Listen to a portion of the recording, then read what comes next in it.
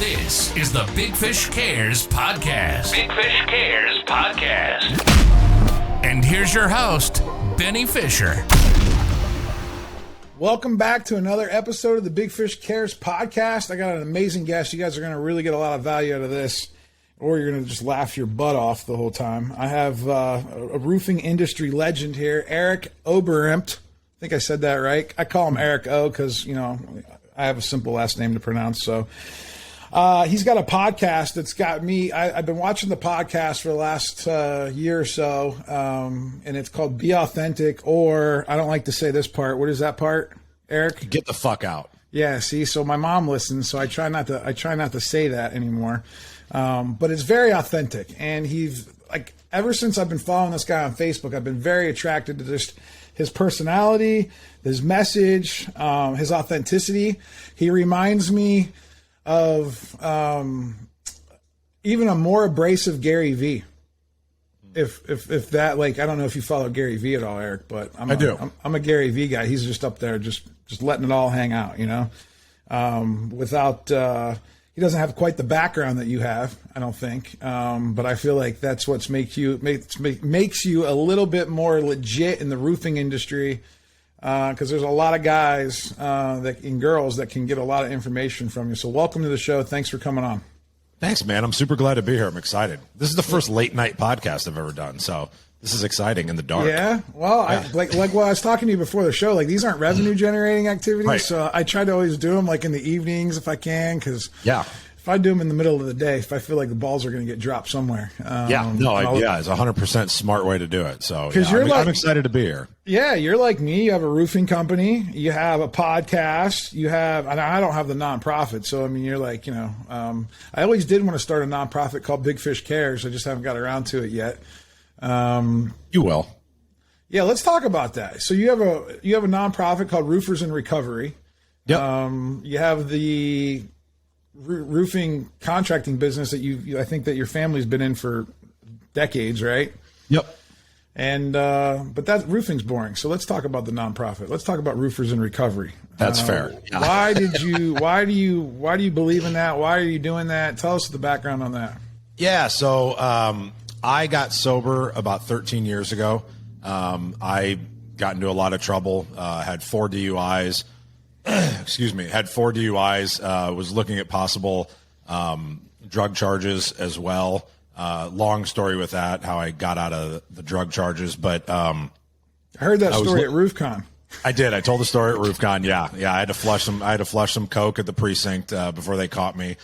So I got out of the drug charges. But I had a 4th offense felony DUI that I was looking at 1 to 5 years in prison. And I was given a choice by my attorney, who I also drank and did drugs with. And he was like, hey, man, you can either go to rehab for 30 days or you're looking at 1 to 5. And I was like, well, fuck, I can do math. 30's less than 1 to 5. So I was like, I'll go to rehab. And I had no intention when I went to actually get sober and stay sober at all whatsoever. I went there literally just to get out of trouble. And about 2 weeks into it, I kind of came out of my fog that I was in and kind of had this aha moment. And I decided to shut the fuck up and listen. I decided to be a little bit teachable and be willing is the word that we use in recovery. And so I ended up getting sober, and fast forward, 11 years, whatever it was. And Paul Reed called me probably about 3 years ago, three and a half years ago. And Paul's obviously also sober. Always reminds me that he's got 2 years on me. So he's got 15 years. He always says that when we're together. He's like, I got 15. Eric's got like 13. I'm like, fuck you. But he's also a lot older than you, right? He is. That is absolutely so, correct. I mean, he was also probably, okay. So you can get him on that, right? Correct. Yeah. Every time I remind him of how much older he is than me. But so he called me and said, hey man, wouldn't it be cool if we could give back and maybe send somebody to treatment every year? And I was like, yeah, that'd be an awesome idea. I'm like, how do we do that? And he's like, I don't know. Can we throw 10 grand into a pot together and send somebody to treatment, get help? And I'm like, dude, I'm in. So we both threw some money into a pot. We had somebody call that wanted help, and we sent them to treatment. We had no idea what we were going to do after that. And then all of a sudden the phone started ringing. They're like, hey, we heard about this guy and he got help. And can I get help? We're like, oh, shit. We need to start raising money. We're like, we can't afford to just keep sending all these fucking people to treatment. Like, this shit gets expensive, right? It's like $20K every time to send somebody. There's probably about 5 million people in America that need to go. Yeah, exactly. And so we decided to start Roofers in Recovery because we are so passionate about our industry, because it's an industry that gave guys like us, right, who would maybe not have an opportunity in other industries, right? Like Paul and I weren't going to go get corporate jobs anywhere, right? Like nobody's hiring me to be a CEO somewhere else. This industry gave us an opportunity to make a really good life for ourselves. And we were like, well, we want to give back. And so we started raising money, and Kim, Paul's wife, obviously was involved. And she helped us navigate, setting up a nonprofit, because that's a lot of work that neither of us, knew how to do. And she got that all set up, and we started raising money and doing fundraisers and things like that. And to date, we've sent over 30 people to treatment. And we have a big fundraiser in June called National Roofers in Recovery Day, where we ask people to build a roof on the same day and donate the profit from the roof. So pay your subs, pay your suppliers, and donate the profit. And if we can get 150 contractors across the country to do it on that one day and document it, we can reach our goal. We'd like to be able to send 50 people a year. That's our goal, is to be able to do that, which is going to cost about $750,000 to $1 million a year to do that. So that's what we're doing, and we just continue to do it. We have a community online for people that are in recovery or looking for recovery to come. We have meetings on Tuesdays and Thursdays, Tuesday nights. Actually, I'm missing the meeting tonight to be here. I feel bad. You should have just told me. That's man. okay. I'm just being authentic. You booked on my calendar. No, I know. I'll be honest. I forgot what day it was. I fucked up. Oh, boy. So we have meetings on Tuesday nights and Thursday mornings, and we have a really cool online community. And like when we go to places like RoofCon that you were talking about earlier, we have meetings in the mornings of those to kind of start the day off, so people have somewhere that they can feel safe to go to. So that's so cool. I actually haven't really told my story on my podcast. I just did a podcast with Dimitri, and I kind of told my whole story there, if anybody wants to hear the whole Ben Fisher story. But this is near and dear to my heart, because I struggle with drugs and alcohol. I sold, cocaine, got in trouble for it, got the felony, got in the roofing business because my uncle, was in roofing, and he gave me an opportunity when I thought I was going to be stuck at a call center making $9 an hour the rest of my life. Mm-hmm. And that's how I got into roofing. And then roofing obviously has done really well for me, and I was able to kind of like get my life back on track. Even though 2 years after I started my company, I had another setback, got overdosed on fentanyl.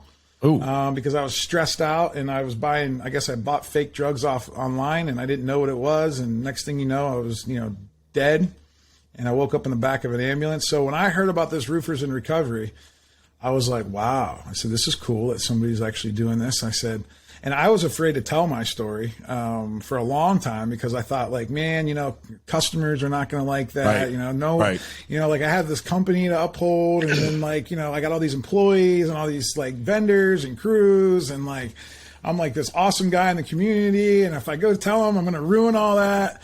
And I was just like, after a while, I was like, you know what? I think I found enough success, or enough, like, I feel like enough people know that I'm a good guy now, to know that, like, all right, cool, it's part of the story. Like, we can help a lot of people.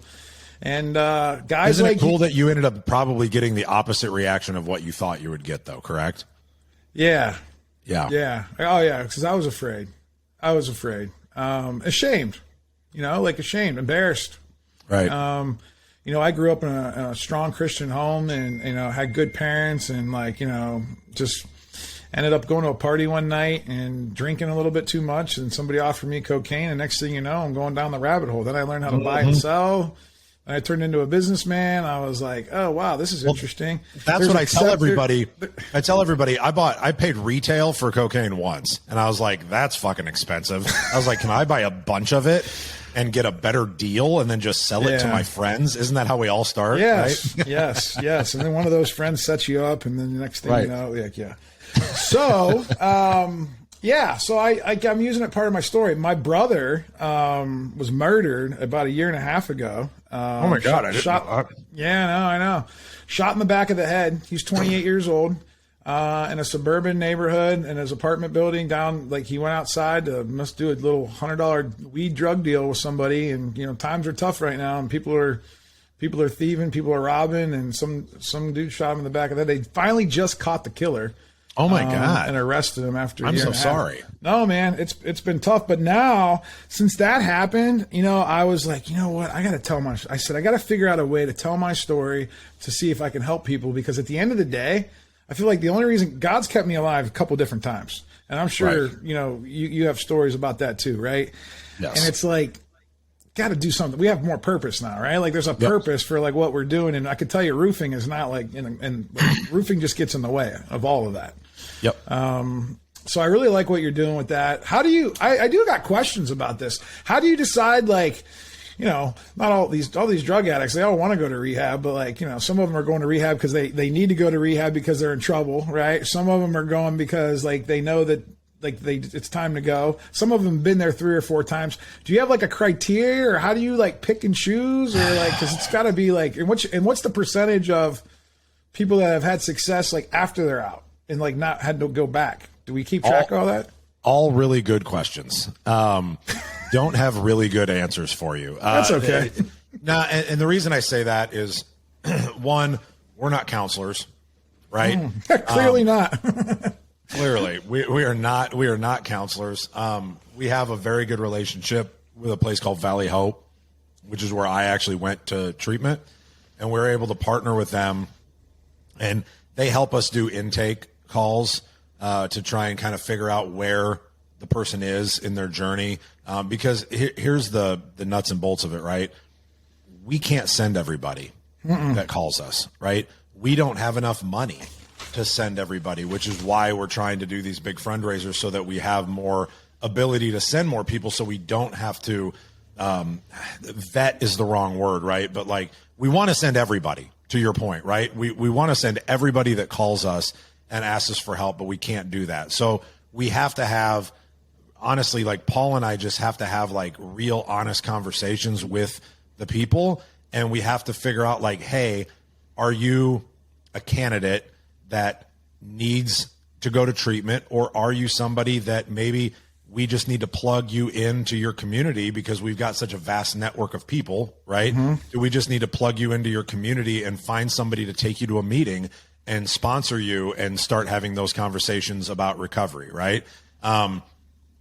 Again, it's really hard because it's hard to, I don't want to say make those choices. Yeah, no, it is hard. It's fucking hard to make those choices, right? Yeah. And it's hard to talk about too, because people are going to watch and listen.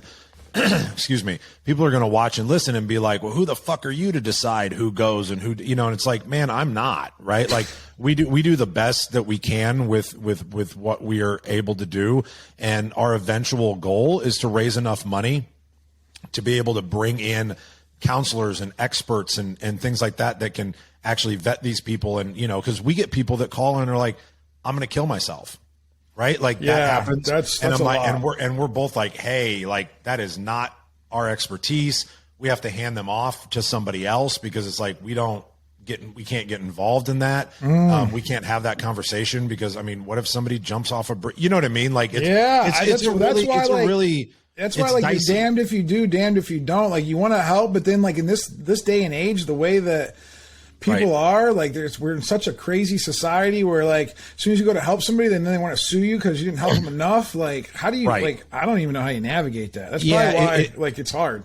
It's really difficult. And honestly, I think the only thing that I can say is like we do the best that we can.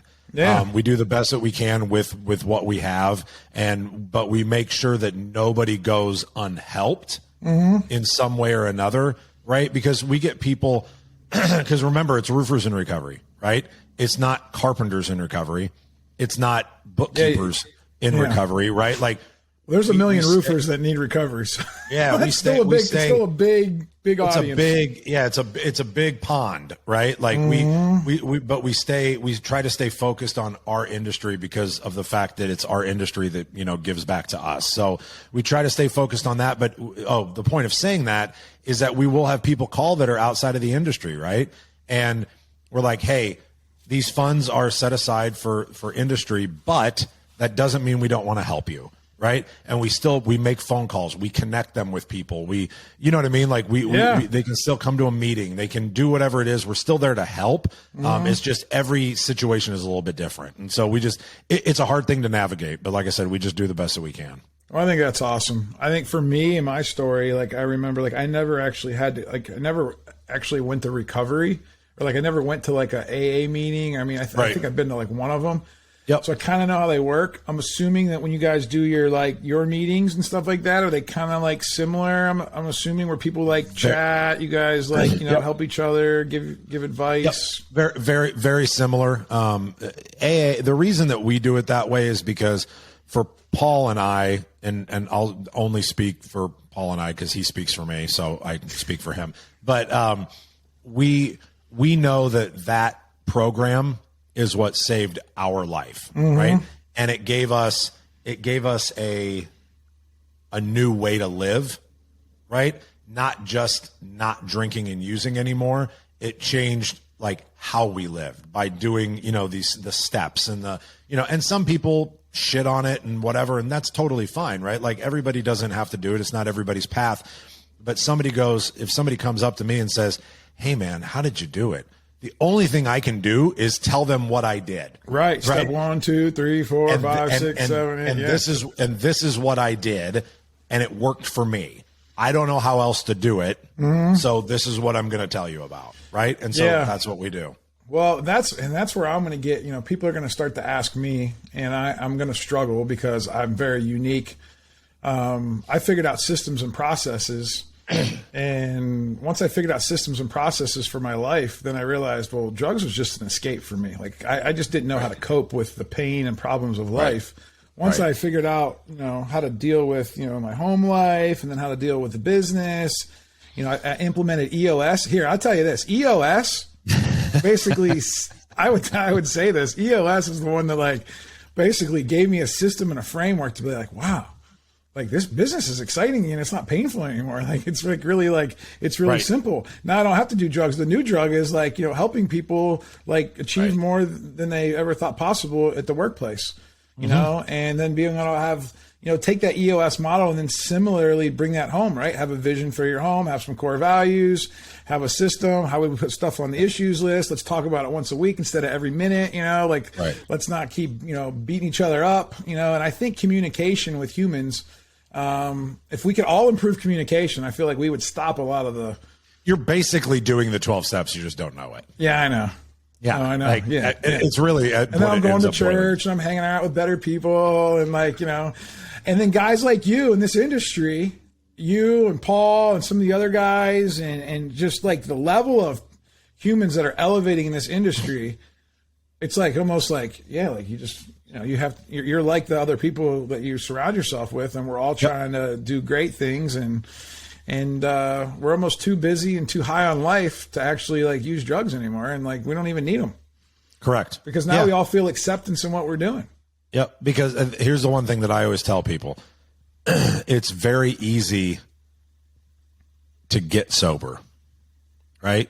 You just fucking stop, right? Yeah, it's a choice. It's very hard to stay sober. And that's where the work comes in. However you're deciding to work on yourself, whether it's in a program or it's outside of a program, whatever it is, you only stay sober by continuously working on you, right? But like I said, the initial, I don't drink anymore. Anybody can be miserable and just not drink. Yeah, but it's like 75. It's like 75 hard. Like you do it for 75 days, no one. Right. Yeah. You ain't doing it day 76. Most I can't even make it 75. So like, you know, like when, like, I don't know what happens on day 76. Like, do they go back to I did it again. I kept going. Yeah. Are you still doing it? Like, do you just, no. But then then on day 77, I think I went and had a cheeseburger. I don't know, but Yeah. But it's kind of like the same thing. Like, it's hard to like just, it's hard to stay with it because you have to have a big enough why and you have to have a big enough purpose. And so that's so cool. I mean, like, do you got, like, what's your big, like, do you got, what's, like, if you could dream big with Roofers in Recovery? Yep. Like, how big of it? How big do you dream with that? Like, how big do you think it can get? What's your ultimate vision with it? And I want to get this documented so 10 years from now we can play this thing back and be like, well, let's see. Like, did he exceed it? Did he get half? Yeah. Because no matter what happens, as long as you help one person, I know that's kind of cliche, but it really is true. But it's if true. you save one life, man, it was all worth it. Yep. So I know that. So one of the really big things that's going on is. Paul and Kim actually went and bought a recovery center. Dude, they're amazing people. I met them in Denver. Like, they are just, I don't even like understand. I have no words. They went and bought a recovery center. And so that's going to be part of Roofers in Recovery. And then I think our next like big goal down the road is to then be able to have halfway houses after that, to have aftercare programs. So that after we send somebody to treatment, because you can go to treatment and do 30 days and be in a bubble and be safe and whatever. But then it's like, now what do you do after you come home? Mm-hmm. And the people that really do succeed have these aftercare programs where they're really plugged in to the community. And a lot of them live in halfway houses. I didn't live in a halfway house. Paul did. He lived in a halfway house for like, I want to say 9 months or something like that, for a long time. I didn't have that experience. But I know that the people that do have a much higher likelihood of success than those that don't. So I know that that's our big, lofty goal down the road. Well, I think, and I know this for me, like when I went through the court case, I got spared from having to go to jail. I had probation, had a bunch of fines and stuff.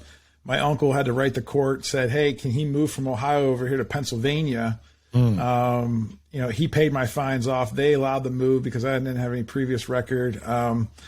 But like, you have to you either have to get away from your current surroundings, because if that's all you know, and like your 5 best friends are like, all like, kind of doing the same thing. Yep. Like, it's really hard. Like, I actually think it's hard for people to like, because you have to remove yourself from that. Like, and you have to find acceptance with other people. And for most people, if you're not like a social butterfly, you struggle with that. Like, it's, it's not like you're just going to go make friends right away after you just, struggle with drugs and alcohol. Like, the good people don't really want to be your friend right away. Like, yeah, it's really interesting. So like for me personally, I am naturally an introvert. I don't. Really? Yeah. Absolutely. I'm starting to see all you guys that do all this extrovert stuff, and everyone's telling me, oh, I'm really an introvert. I'm thinking like, man, I'm an extrovert and I'm an extrovert. No, I'm 100% an introvert. I hate large groups of people. I hate being around large groups of people. I love speaking to large groups of people. But I get like energized by having these kind of one-on-one conversations with humans, and not being around. So actually, Nathan, obviously Nathan Thibodeau, right? Yeah. Yeah. So Nathan and I were literally just sitting around having a conversation one day. I forget where we were at. And we were talking about introvert, extrovert, and what it meant and whatever. And he's like one of the smartest dudes like I've ever spent time with. Right. And he was sitting there and he's like, people probably do think that you are an extrovert because of how you act and who you are and, in public, whatever. And I'm like, yeah, probably. He's like, but let me ask you this question. He said, when you get done speaking or you're at an event or whatever it is, right? How do you recharge? Do you recharge by kind of going back and like, meditating, kind of hiding, being by yourself and that recharged your energy? Or are you the person that once you get done with that, you're like, let's go to the party and be around more people? And I'm like, fuck no. I'm like, I want to go sit in the corner. I need 30 minutes. Like when I got done speaking at RoofCon, I had to go in the back and I had 25 minutes by myself to like decompress so I could like get my energy back so that I could go out and then speak to other people. And I was like, wow, I really am an introvert, because it's not that I don't like speaking and I don't like talking to people. It's that just large groups all the time make me not anxious anymore, but they used to make me anxious. Yeah, I'm the exact opposite. I can see that. I'm the exact like as soon as I get off doing something, like I'm like, where's more people? No, like no, I need I'm more. like, no, I go hide in the hotel room. That's why I can do these podcasts at night. Like after I'm working all day, dealing with the family all day. I'm like, dude, let's do more. Let's do a 3:00 a.m. podcast, man. Yeah, like, my ass is in bed at 9:30 and fucking I'm done. Wow. So I have been meeting a lot more people that have trained themselves to be extroverts when they need to be able to create influence or to be able to get what they need, to be able to be in sales, right? Like there's a lot of salespeople that I've been meeting that like you wouldn't know it because like, they do what they got to do. But then as soon as they shut it off, man, they go back into the hole, like you say, and recharge. And that's interesting because everyone tells me that meditation, and again, I've been learning a lot more about meditation and yoga, and I've done it a few times. And it does help. It is helpful when I actually do it and can sit through it for an hour. Yep. It's just getting me to the point where like I can like sit still for like 10 or 15 minutes, do nothing. That's all you need is 10 or 15 minutes. Yeah, it doesn't have to be an hour. Yeah, right? I know, but I try to I push my, like I get it. I get it. So my girl took me to the float spa. Have you ever been to a float spa before? Yes. So like, and I'm a big guy, right? So I open this big old like white, like it's like a bathtub with a ceiling on it. There's like 1 foot of water, it's full of salt, right? Like you get in, it's really slimy. Did you wear boxers or did you go nude? Butt naked. Naked. Okay. Only way to do it. Like I'm not trying to have wet boxers. Make sure for those listening, make sure that you don't have a cut anywhere near your sack. Yeah, no. Yeah, because that salt's gonna, it's gonna get in there. I did, and it was painful. Well, but anyway, go on. I apologize. Yeah, no, I was just saying like that being in there. In the complete darkness, floating in water, like, and I had to close my eyes, even though it was pitch black in there. I was like, because like I know I'm like I don't want to be claustrophobic in there, right? But I actually made it like they do it for an hour, like they turn a buzzer on and let you know when it's time. But like I made it 40 minutes before I had to like peel the thing up and get out. Like I was impressed with myself. Did you feel anxious the whole time though? No, because she had been working with me on breath work and a little bit of meditation before, and I had done a 3-day retreat with her, and like she gets me to turn my phone off for like 4 or 5 days, and so like, but I did like towards like once 40 minutes came along, and like I was done zoning out, like, and I was like, all right, I woke up and I was like, all right, what's next? Like, when's the timer going to go off? Like, I'm like trying to like, how long have I been in here? How long have I been in here? And there's a button, like a call button that you can like call someone. I was like, I'm not going to. You didn't want to be the pussy that calls somebody. I didn't want to be that guy. No, I didn't want to be that guy. It was, it's interesting. So I definitely challenge anybody, especially if you have ADHD like me, to go to the float spa. And so here's something interesting that can be this can be a scoop for you here today. I don't know when this is going to air, but 2 weeks, but right before Christmas. So okay, well then it might come out before that. But I said it here first. So my kind of personal growth journey over the last 3-4 years. I've gotten very much into like a lot of this mindful meditation and cold plunges and like all this different like health stuff that has like changed me. I work with a coach that literally like hypnotizes me and like implants things into my machine and my brain, like fucking wild shit, right? And I've learned to love it. I thought it was all hippy dippy bullshit, for the longest time, and I've grown to love it. And so I just got back from Grand Cayman. We spend a lot of time down there. I love scuba diving, and we spend a lot of time down there. And is that where you had all your money? I tried. There you go. But you can't do it anymore. No, I looked into it. All right. But what I have decided that I'm going to do is I've been on all these retreats, right? I go on retreats with Hunter and Sam and all these different people, and they take little aspects of it. And I'm like, wait a minute, you know what? I'm going to put something together that revolves around learning to trust and learning how to be okay with you and comfortable in your own skin, doing meditation stuff, doing wellness, like a wellness meditation retreat that also piggybacks with scuba diving. So anybody that is interested in learning how to do that and do some really uncomfortable shit while you're under the water, and then learn more about breathing and meditation and all that kind of stuff, I'm going to do a 4-day retreat. I'm going to throw out applications. We're only going to take 8 or 10 people. And my brother-in-law, George, owns a dive company down in Cayman. He used to work for the King of Jordan. Like, for real, he's got amazing stories. And we're going to do these really cool trust exercises underwater with each other, and then do this other meditation type stuff with yoga instructors and things like that. Do a 4-day retreat in a big fancy house and whatever. And so I'm going to announce that, I think, here in the next week or two, and start putting that together. So, like, I'm really excited because I was like, I keep going on all these other people's, things, and they're amazing. But I was like, why don't I go on one of my fucking own that I get to do the shit that I really love to do, right? Selfishly. Yeah. You're taking all your experiences, all the good that you've learned from other people, and you're kind of putting it together. I went to a Tony Robbins event and Unleash the Power. I don't know if you've ever been to one of those, but I have not. That's a cool 4-day experience.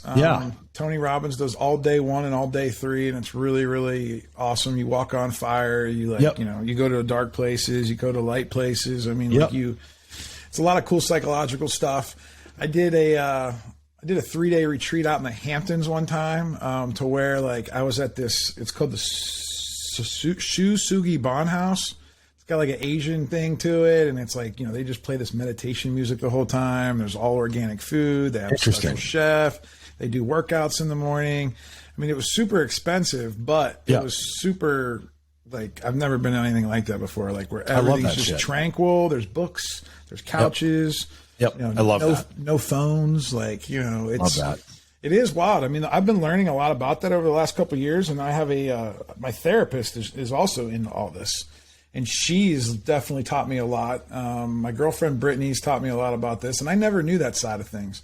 And the more that I learn about it, the more I see these successful people that I look up to in life. Dude, that's their hack. Like, that's all they do. That's all they do. They don't talk about it as much because I feel like they're not letting the secret out. But I feel like guys like me and you are going to start letting the secret out. I know. But it really is a game changer. Just a little stillness, man. Every morning, just get quiet with yourself and understand your purpose. Understand, like, the good things that's happened to you in life. Manifest the vision, the future, and it does work. It's getting people like me to a still place is hard. But that's the secret. If you can discipline yourself enough to do it, it'll definitely open up doors and opportunity. How are you going to select the people for your scuba diving trip? Is it going to be the same way as you select roofers in recovery? There's not really like a big process. It's just going to be like a gut feel. No, the process will be if I want to spend 4 days with you. There'll be a secret. Here's what you're going to see. You're going to see Eric's podcast come out, and there's going to be all these guests. Really, what they are is they were applicants, and he's just testing them out to see like if he wants to hang out with them for 4 days. It's 100% whether I like you or not. Like, I mean, it is not like everybody can come. No way. No. Gotcha. It's like, do you golf? Do you play golf? I try. I mean, like, okay. I have a registered handicap at the country club, but then you play. What is it? It's 18 now. It was 36 when I first started, but now I don't. Shit. But now I don't go anymore because, like, I've already met all the people, and, like, I was only there to meet people and be social and try to level up. You know? I play quite a bit of golf, but I always know I can tell if I play golf with somebody for 4 hours, I can tell if I'm ever going to want to talk to you again. Right? Like, that is my little judgment. And if I play golf with you for 4 hours, I learn everything I need to know of whether or not we're going to be friends moving forward. That's a long time. See, I like to be able to say I could do that in 15 minutes, but 4 hours is a long time. I agree with that. What happens if you don't like them after the turn? What do you do with them? So you switch carts. You can switch carts. Have you ever done that before? For sure. Tell me how you get around. Tell me a story on how that went down without putting any names out there. I haven't done it for a really long time because I don't play golf. What do you say? Oh, hey, let's just change it up, guys. Yeah. Oh, or you know what you do? You say you're playing a game, right? Yeah. It's a money game or something like that. And be like, dude, I really need to ride with my partner since we got to switch partners, right? Like, we're not just going to keep the same partners. I'd like to ride with my partner just so I can kind of strategize because I really like to win, right? There's always a way. We're salesmen. Fucking sell it. Yeah. Right? I like you, bro. We would have been in trouble back in the day together. Correct. Probably would have been dead, but yes, 100%. Yeah, I should be. So that's cool. So 4 hours, that's the test. And then if they pass that test, then what, your lifelong buddies, you'll do anything with them? I mean, honestly, what it is that I have played golf with people before that like I didn't think that I was going to like them. And I did go past the turn and I'd get into like hour 3 and all of a sudden their wall came down. And I learned a little bit more about them. And I was like, oh, okay, I do like you. You know what I mean? Like, yeah, because that's what I don't enjoy is hanging out with people that are all really surfacey, all about themselves. They don't want to talk. You know what I mean? Like, and not that I'm saying you should be on a golf course getting fucking deep, right? But like, just bring the wall down a little bit. And when that moment kind of happens, it's like, ooh, there you are, right? There's the real you. Yeah. And like now all of a sudden we've got a little connection and now I can actually get to know you. And so like sometimes that takes hour 3. That's right? true.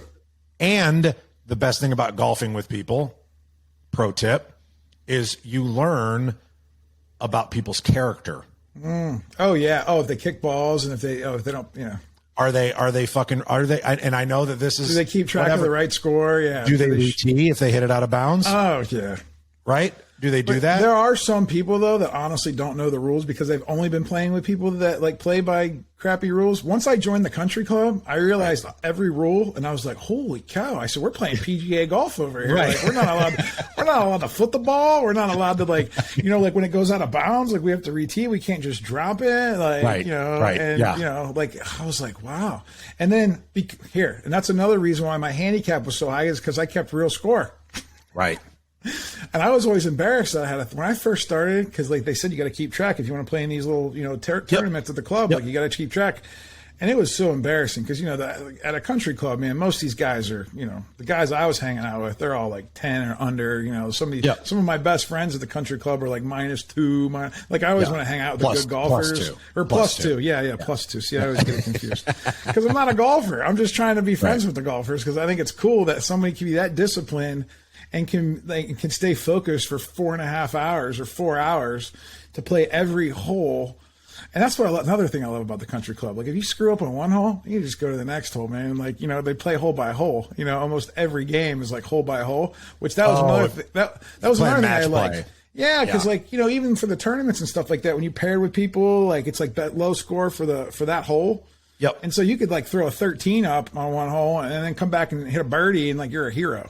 Correct. And so that's me. Like I can throw I birdied every hole at the course at least once, right. But I've also quadruple bogeyed every hole. Hole at the course. Yeah. So I'm a sprayer, so like that's my best round ever is 85.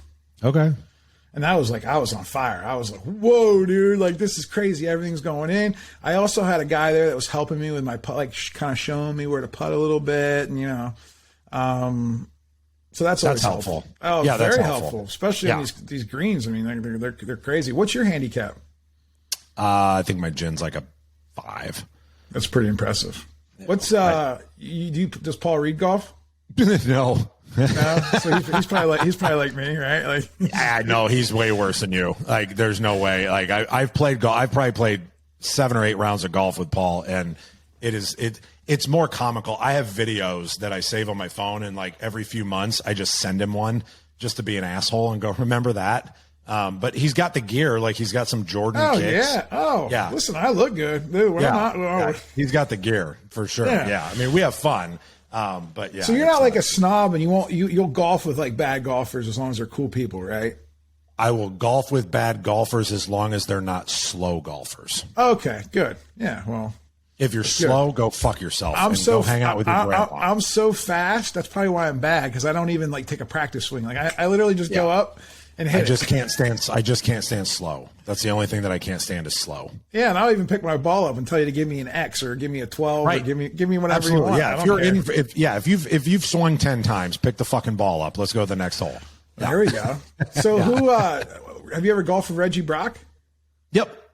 What's he like on the golf course? He's good. Yeah, he seems like he'd be good. I don't know why. Yeah, well, he's old and looks like a golfer. Yeah, right? He does. Like, no, Reggie's fun to play with. He came back to Omaha, and we played at my old club back in Omaha together. That's cool. Yeah, I need to get down to Florida and play with him, though. He's been trying to get me to come down and play. So you are living in Texas now, right? Yes, sir. But you've been you've had your business, your main business is what? Omaha or Nebraska, or like Omaha is Nebraska, right? Yeah. See, Omaha is Nebraska. That is a fact. Omaha is Nebraska. Yes, Omaha is Nebraska. Yeah. So my business is based in Nebraska. Been around since the mid '60s. My grandfather started it, and I started working with him when I was about 10, up tarring gravel roofs and shit. And I did the work on old flat commercial buildings. So I'm kind of the anomaly. I'm the guy that started in commercial roofing and then transitioned to residential roofing and then transitioned back to commercial roofing. So I'm a little bit different than most stories. But yeah, so started, and when Grandpa passed away, I took over the rest of the company and started growing it a little bit, and then built the business to a point where I've got amazing people in place, and an amazing leadership team, and it gave us the ability to get the fuck out of the snow. So we moved down to Houston and moved down here close to our friends with Peyton MK and their kids, who my daughter was really close with because they lived in Omaha for a while. And so we moved down here, and we're literally 6 blocks from their house. And so our girls get to grow up together, and I don't ever have to see snow again, hopefully. So I travel back to Omaha a couple times a month and have meetings and meet with the team and everything. And now I'm in the process of opening up D&M Houston. So excited about that. D&M Houston. So like, what will that take for you? Are you going to be like, do you have to like put in a whole nother level of work, or are you just going to hire the right person and hope for the best? Or how's that going to go this time around? Yeah, so I have already hired some of the best. I've been pretty fortunate. I put out a couple of posts that said I was opening up, and I had a flood of people reach out to me, and they're like, "Man, I want to work for you." I'm like, "Fuck, why?" But but it was pretty humbling, to be completely like honest with you. Like, it was super humbling because I had a lot of people reach out to me, and they're like, "Hey, can we have lunch? I'd really like to talk about, see what that looks like." I had a guy literally say, "Hey, I have my own company, but I want to close it down and come work for you because I want to be part of the culture and the thing that you're building there." And I'm like, fuck yes. And so I hired, I just went out and I said, I'm not going to open any doors until I hire the right people. And I literally just hired my leadership team. I got my production put in place, sales manager put in place, and a ops manager put in place. And I went and looked at a building today that I think I'm going to buy, and down the street from my house, about 15 minutes, and we'll open up and start selling by February, and I'll get the foundation laid. To answer your question, yes, it will take a lot of work. I don't ever hope for the best with anything. I will put in the time that is needed, but with the intention that I'm not going to do it forever, right? Like, I'm going to build the house, and then, the staff will run the house, and I will be there to motivate and inspire and make sure that things are going the way that they need to go, so processes and systems are followed, right? But my role is not to have a job. It's to have a business, and I want to be able to give other people opportunities to make money and to own, have ownership of a department and, control their own destiny. And so that's what I like doing. I like building teams and building little families that support each other and help each other. That's what I get my kicks out of. I don't give a fuck about the roofing. To your point, to me, it's a widget. It's a widget, so I can go make some money and then hopefully give back to the community and give back to the people that I bring in, because at the end of the day, that's the shit I'm going to be judged on, not the biggest fucking roof I sold, in the Facebook post throwing fucking $100 bills and Lambos. I don't give a shit about any of that. Yeah, or saying you did $150 million. Yeah, eat a dick. I don't care. Like, how many people? I can do 10 million and probably make more than they did. Right? They probably did 100 million. Especially that business in Omaha. It's been around for 50 years. Man, the more I talk to guys that have had businesses for a long time, man, if you do it right, you just get more profitable. You don't have to gain revenue. You just have to just get a little bit leaner, more efficient. Yeah.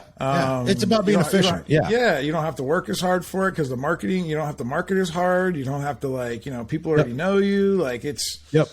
It's interesting. So what kind of advice, this is a good segue. What kind of advice would you give to, let's say a guy like me that's got a nice little business, in one town, but, feeling like, wants to try it somewhere else. What do you do? How do you I would ask you first, why do you want to try it somewhere else? maybe I want to move somewhere a little bit. Okay, so you want to? Maybe I just want to move somewhere warmer, and then have like that opposite effect, right? Have a little business in the snow belt, and then have a business in the south somewhere. Right. Because I mean, at least at the end of the day, there is part of me that says like, can I do it again, and can I do it better?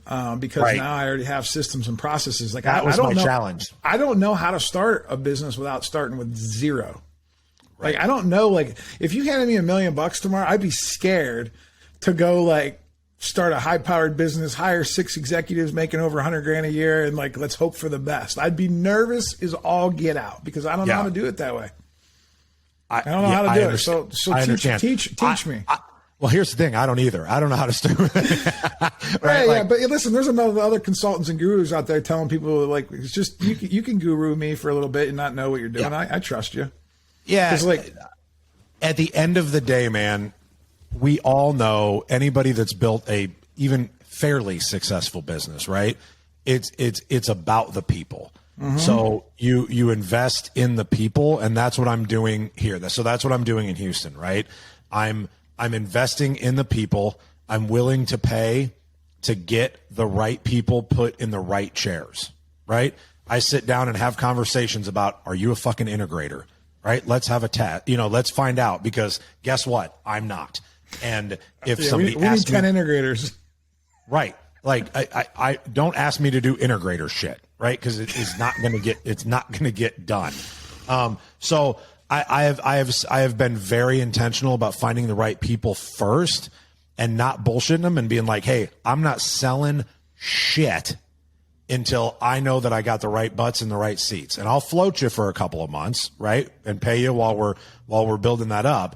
But I need you to buy into the vision, buy into the process, buy into exactly what we're doing. And they're all like, yes, I trust you. Like, I want to follow you. Yes, go. Isn't it scary? So let's just say, isn't it scary though to like have all those people, like the good people, right? Start paying them these good salaries, right? And before we go and like start selling stuff and like getting money in and like and then fixing stuff and replacing stuff, getting cash flow. And like, I know that you have a successful business. You probably have some cash saved up, but still, like, isn't it like a little bit like I'm like scared to death of that part. Cause I'm thinking like, I don't know how just to float a few $100,000 and like hope and pray that like it works. Cause I only know how to go out and sell something. But keep in mind, you're not floating a few $100,000. Right, you're floating 3 months.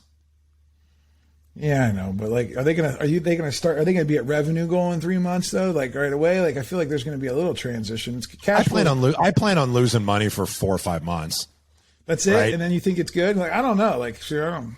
Oh, I mean, I'm confident in the process, right? I'm confident in my plan. But now here's what I'll tell you in a different conversation though. For somebody that really is starting out with nothing. Right. If we go back to that scenario, like when I started scaling our business, my grandfather's business, there was a business there.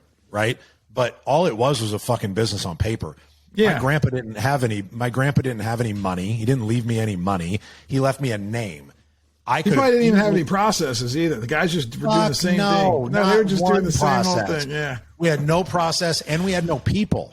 It was me and him, and my grandma answered the phones. Oh, right? So this wasn't like 50 people there. This was there was 2 of us. You got a couple of initials, and you got a couple of initials. Right, and so all I did was I made a decision that I was keeping the name because the name meant something to me because I don't know if you know this part of it, but it's D&M Roofing, and my grandfather's name is Delton Mares.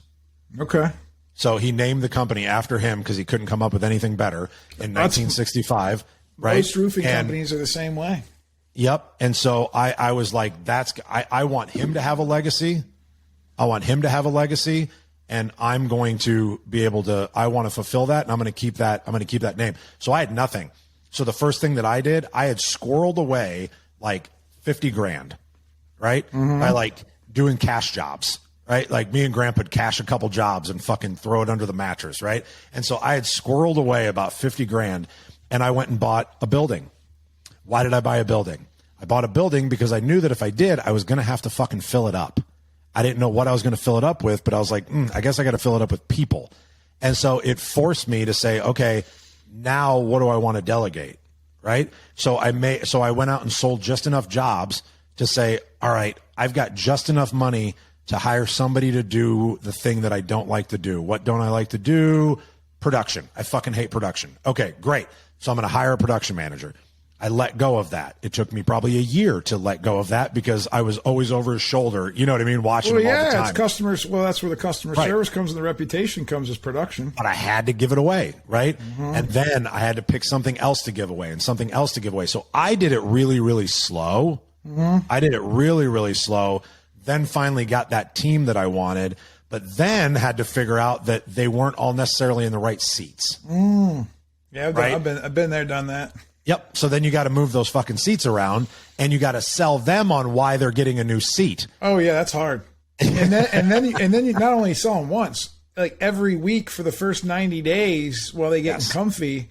Yep. And that can be challenging, right? Because they feel like they got butt hurt a little bit because they like absolutely. I've moved some people around. Yeah. And it's always the toughest. It's all about figuring out how to delegate. We have another guy right now that we want to move again because he's good and he's a good company guy, and like he probably isn't going to listen. So and I said, listen, we can't move him again. I said, you move him again, like you got, because this guy's been like he's been like given like we send him to go fix stuff. You know what I mean? I kind of feel bad sometimes. Like every time we like went out, like we had him in roofing, then we moved him to siding. He was on the leadership team. Then he had to go off the leadership team because he needed to be on siding projects. And now we want to bring him back to the leadership team. And like, because it's like we're danged if we do, danged if we don't. Because like we really need his brain, but we also need him out in the field sometimes too. And like I feel like he just gets this yo-yo treatment, and I'm like, no, like we just gotta make sure he understands the big purpose. And and he's only like 28, 29 years old. So like, I mean, he's still young, and he's got an amazing career ahead of him. I don't know if he knows that. I know that about him. Right. Because I see that in him, because I've seen what he's been able to do. But I imagine you tell him that too. Oh yeah. We tell him. Yeah, we tell him. And I say, listen, because here's the thing. And the best part about it is the more different things you know how to do at the company, the more valuable you are. Right. So like, now that I know you're an expert roofing project manager, and now I know that you're an expert siding, project manager. Oh, and you're an expert at James Hardy, which is like really hard, right? Like there ain't nobody coming up that's like an expert in James Hardy project management. I said, and now we're going to be doing solar. And because that's really important too. Like, I'm going to need you to go learn that and then teach somebody else how to do the siding so you can go be the best solar project manager. Because guess what, dude? Like, I need you forever. I don't know if you know that or not, but like, I need you just to know everything, because one day you're probably going to be running this joint, at least on the operation side, right? Like, but he's so young. Like, I wonder if sometimes I feel like the kids, like they I don't know, kids are different now. They are. They think that like they got to make $1 million after year one, right? Like, and I wish I had $1 million to pay them. But I try to pay everybody as much as I can. Yeah. How do you deal with these young guys? I try to have somebody else deal with them. That's not our skill set, right? That's what the integrators are for. Yeah, I've got a couple of I had a couple of younger guys. Honestly, it didn't work out because it just wasn't a culture fit. But I've got one younger guy that has been with me for like 5 or 6 years now. And he's now become my general manager, back in Omaha. And this kid, he came in with the mentality that he got it. He understood what the long game looked like. And to your point, that's the difference, right? And if you find a young person that understands long game, then you've got the diamond in the rough, and you pay them, you groom them, you fucking, you know what I mean? Like you become their best friend, because the people that the younger generation that does understand the long game, they're going to be so successful. And if you can give them that ability to be successful, man, I mean, the reward that you're going to get from that just personally is amazing. When I have sales teams, because it's usually salespeople, right, that are the younger generation anyway, right? You're not putting people in other roles that are like super young. But sales guys are hard. I don't believe in the model of hire 100 fucking sales guys and hope that 20 stick, type of thing. We don't do that model. We're very selective of like we tell them like, look, this is a career. We want to groom you here and make this a career for you, that you're making 6 figures every year. And you don't want to go anywhere because this is your home and this is your family. And right. Like people can tell you they're going to pay you more, but you don't care because you have every opportunity that you need right here. And so we try to groom and find that little bit higher level person. I've hired young guys and some of them work out for a season. But I'll be completely honest. Like I don't put much stock in them unless they come back a second year. Yeah. Well, and in your world, again, I'm making, probably some assumptions here, but in that storm world where you have a lot of people that are, they come from a 1099 world where they get all the money, they're getting these crazy pay plans. Like, I don't even know how businesses can afford to pay these guys like 50% of their gross profit. Like, we don't do that. Right. I'm sure you don't, because you probably figured out like this shit don't work. Right. Like, we W-2 everybody. Yeah. And but if they're used to that, like, do you hire people in the roofing industry, or you try to hire people outside and then try to train them on roofing? I will hire somebody inside the industry in management, so I don't have to train them to be a trainer. But I would prefer reps and canvassers to be green. Okay. I like that. Yeah. I've got a few people in my operations department that came from roofing, but like anybody on my management executive team, like none of them know a thing about roofing. Because they don't need to. Yeah, no, they all know how to deal with process systems. Yep. They know how to ask the right questions. Yep. I wish I could figure out a way to market that to the public, about our team, because like people don't see that side. Like people don't see the leadership team. They don't see the executives. They don't see the people in the office. And all these other companies are running around like, flashy and showing this and showing that. And then they're a little bit cheaper. And then we do it at Lunch and Learns. Tell me about that. So we do it at Lunch and Learns on our commercial side, on our commercial team. When we do Lunch and Learns, we'll book out either like at my country club back in Omaha, or we go to like a gun club and do like range shooting and shit. And they have lunch. Oh, I bet. Yeah. Customers like that. Yep. And so we set up a Lunch and Learn, and we'll do a presentation. And literally in the beginning of my presentation, I introduce, they're not necessarily there, but up on the screen, I introduce our team. And I say, when this happens, you're going to deal with this person, and this is why, because they're so amazing at this, right? And it could be my admin staff, it could be my supplementer, it could be whoever it is, right? And I make sure that like when we're introducing to a commercial team, it's not just, hey, this is your sales rep and this is your superintendent, right? Like I'm introducing them to the whole. Yeah, all the layers before like it even gets to you, right? Like, because all the problems that people put out, all the fires they put out, are put out through this leadership team that no one hopefully ever has to hear from. Because at the end of the day, if they do, it's usually because there's a real bad issue. Because I tell them from the beginning, like I said, if you have a problem, don't call me, because it'll take too long to get something done. I'm like, that's why I'm introducing you to all these people, because these are the ones that are going to help you. I like that. Well, listen, man, we could talk all day. I really appreciate you being here. I hope people got value out of this. If you guys want more information on Eric, where's the best place to find you? I know you're on Facebook and. Yeah, Facebook, Instagram, shit. I guess I don't know. Like I don't. Go find his podcast. Go find his podcast on YouTube and like and subscribe that, and then hopefully like and subscribe mine, because I don't know how to get more people to like and subscribe. Do you know how to do that? No, I don't know how to do. I'm really bad. I'm really good at promoting my business. I'm really bad at promoting my podcast. I'm a marketing guy, and I don't know how to promote my own podcast. So you've got an edge up. You've got one edge up over me, except you won't on this episode. I found out that if you curse in the first 10 minutes, all your algorithms go down. Oh, really? Yeah. So I'm fucked, because mine's literally called Be Authentic or Get the Fuck Out. So like I'm completely hosed on YouTube and like, you don't care. So I have to like, if nobody listened, you just, this is therapy for you, right? This is therapy for us to just be able to talk to other people, hear other people's stories, their journeys. I love it, dude. I think I do it for the same reason that you do. Correct me if I'm wrong, but like when I started my show, I did it because I had access to certain people, right, that I knew that other people probably wanted access to and wanted to just kind of know who they were as humans, and not just like who they are on stage. And I was like, how cool would it be to be able to just sit down and just have real conversations, to get people to open up about some shit, to have a comfortable place to have uncomfortable conversations and like actually really get to know somebody. to be able to kind of look on the inside, right? And you don't normally get to do that. And so my next goal for season 3 is to get outside of the industry. So I've gotten a little bit outside of the industry. Obviously that was just kind of my niche. People knew me in the industry and that was fine. And I interviewed some, big names, decent names in the industry, whatever.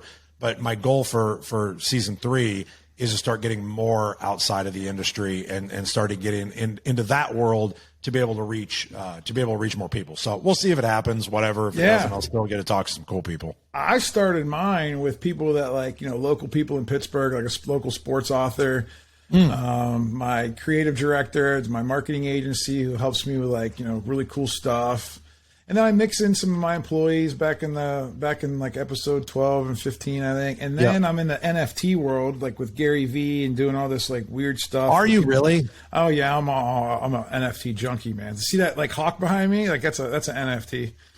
Oh yeah, I'm an NFT. Oh yeah, I could talk to you for days about that. That's going to be the future of everything. You could, and my fucking eyes would glaze over because I'd have no idea what you're talking about. Yeah, but as soon as you listen for about a half an hour, your brain would be just like my brain and be like, wow, this is going to be amazing technology. And I can't believe, because it's so transparent. It's so authentic. The blockchain is so authentic because everything's transparent.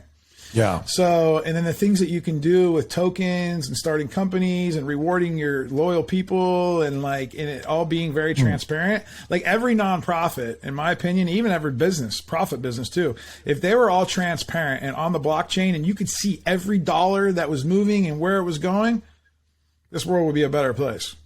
It would maybe I'll learn more. Yeah. I mean, now again, there's always going to be bad players in it and there's going to be good players in it. Right. But the technology is so transparent. That's why it's down right now. That's why the crypto market's down, is because all the people that were trying to be filthy and greedy are basically out because and that's why it's low right now. But it's not low because it's bad. It's just low because all the goofballs realize they get called out every time they steal people's money because we can watch it. We can see where it goes. Right. And then they're exposed, right? So between, Mr. Reggie with the Exposed podcast and Eric with the Authentic podcast and Big Fish Cares, I'm telling you, NFTs, if we can get those into the roofing industry somehow and start having companies and people that we can put everything on the blockchain and everybody can just see everything, your books and everything. Think about that. Think about if customers could see where all your money gets spent. As long as you're doing things the right way, I mean, I'm a big fan of transparency. That's interesting. Because I'm trying. Listen, I want to make the same net profit. I want to do this. I want all customers to get the same price. I want everybody to see my pricing from suppliers. I want to see the executives that I'm paying. Because I want them to see why I cost a little bit more. Instead of having to come up with all these cool marketing things that I have to do to show value, right? Yep. And then have to build this reputation. They could just see it crystal clear. And if you like it, great, you're going to be a customer. If you don't like it, guess what? You're going to go be a customer of the other guy. Right. And that's okay. Yeah, that's just being authentic. So you don't have to be that transparent with it if you don't want to. But I mean, that's really what the blockchain's all about. Let me ask you a question before we close here. Okay. How much of your real story did you tell on that other guy's podcast? I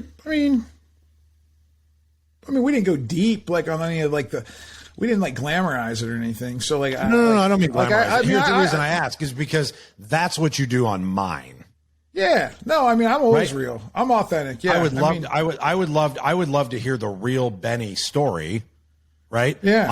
On Be Authentic next. I think that's the fun swap here. Right. Because I would and that was the reason I asked, because I don't want to do it again. Yeah, we mixed in a lot of roofing stuff too, and a lot of roofing questions. But I don't even talk. We can't even. We're not allowed to talk about roofing on. Listen, I don't really like talking about roofing either. But I also do mine in person. So well, I'm going to be. Where are you gonna? Let's see. Where are we going to be next? Let me think about this.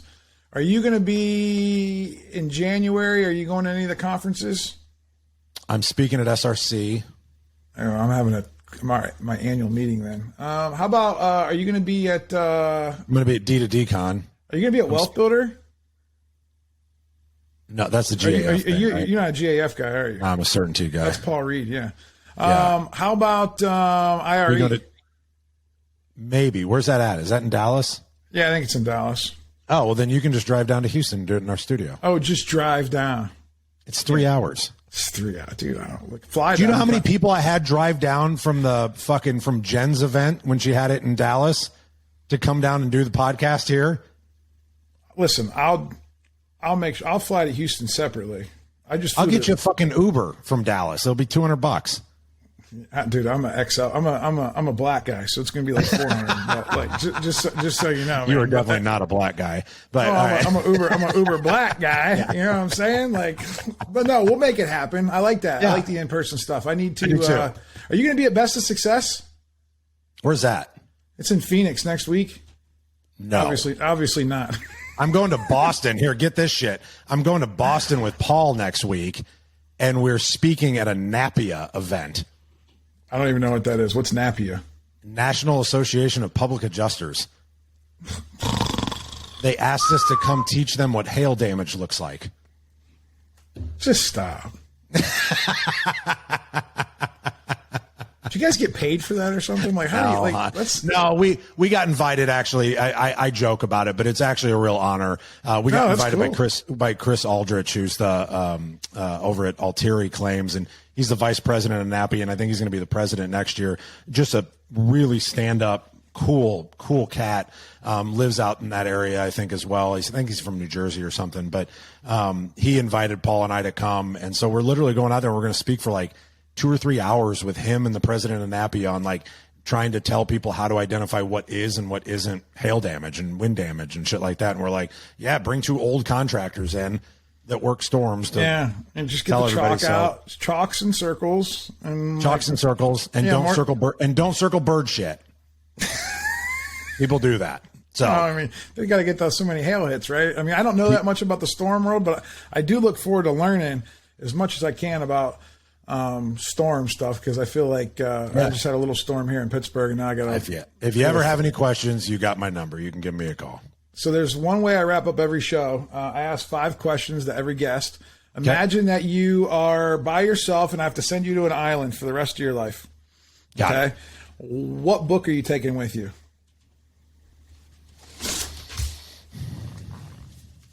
The Power of One More. Ed Milet's newest book, right? Yep. Been hearing a lot of people talk about that. That's cool. All right, what movie are you taking with you? Godfather. All right, that's interesting. What restaurant are you putting on that island? Crust Pizza. What's it called? Crust Pizza. Where's that at? It's like one of those little like boutique pizza places that they make them kind of like a mod pizza. Y'all got is it like a chain pizza? Or is it like in like is it in Omaha? I think Crust is specific to Houston, but it's like a mod pizza where they. All right. It's like a Chipotle for pizza. All right, cool, man. And then you can take one vacation, go anywhere in the world. Where are you going to go?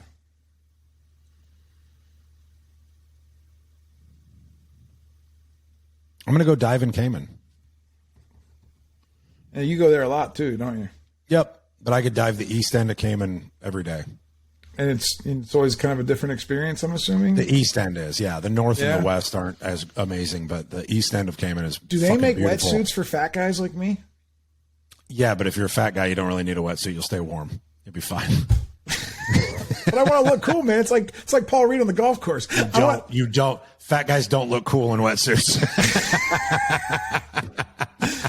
I do want to try it, but like, man, I'm a little bit scared of the water. But like, yeah. Never did anything that was comfortable that really got you ahead in life, though, did you? No, sure didn't. I'm sure you could peer pressure me into like just jumping over with a big old tube. I bet I could. Yeah, I don't actually. I don't go anywhere that you need to wear a wetsuit that the water's cold enough.